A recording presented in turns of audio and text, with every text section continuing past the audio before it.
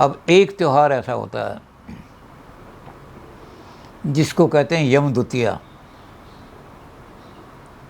वो चित्रगुप्त जी के प्रादुर्भाव का दिन है। उस दिन यमराज अपनी बहन के यहाँ गए थे और बहन के हाथ से उन्होंने अमृत खाया था।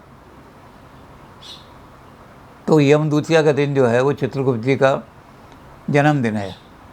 उस दिन बड़ी धूमधाम से कायस्थों में चित्रगुप्त जी की पूजा होती है।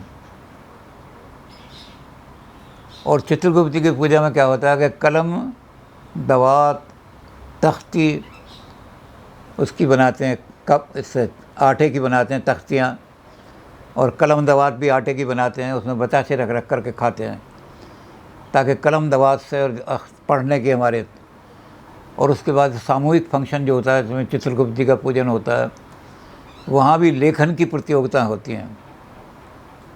बच्चे जो हैं उनको कुछ विषय दे दिया जाता है, बड़ों को कुछ दे दिया जाता है, तो सब स्याही उससे लिखते हैं।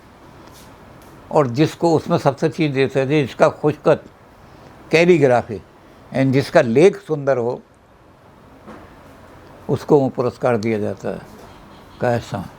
तो कलम दवात की पूजा कायस्थों में ही होती है और यम द्वितीया के दिन होती है, जिस दिन यमराज का वो होता है, जिस दिन उनका जन्म हुआ है, और बड़ी धूमधाम से होती है हर घर में। अब तो पहले तो ये था कि भाई लड़कों को कलम दवात खिलाते थे और तख्ती बना के खिलाते थे, और उसी दिन किताब की पूजा होती थी। जो नई किताब घर में लाए उसकी पूजा भी उसी दिन होगी जिस दिन।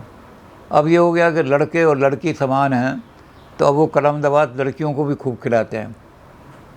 कलम दवात लड़कियां भी खाती हैं। हालांकि शास्त्र में तो लड़कों के ही लिखा हुआ है कि लड़के खूब विद्वान बने थे कम, लेकिन अब ये हो गया कि लड़के लड़की में कोई भेद मत करो।